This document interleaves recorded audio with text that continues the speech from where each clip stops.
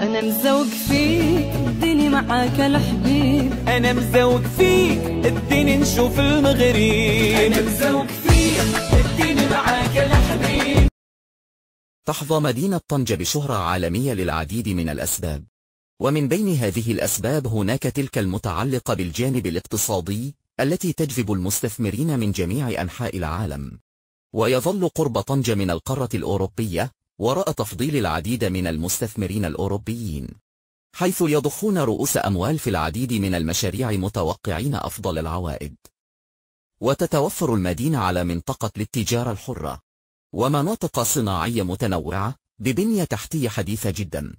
وطبعا على ميناء عملاق هو طنجة المتوسط، أحد أكبر الموانئ التجارية في العالم والأول في إفريقيا. طنجة أيضا مغرية ثقافيا، فهي غنية بتنوعها واحتضانها لمختلف الجنسيات والأديان، ما يسهل اندماج المستثمرين الأجانب، بالإضافة إلى بنيتها التحتية الجيدة، كما تحظى باهتمام خاص من الملك محمد السادس.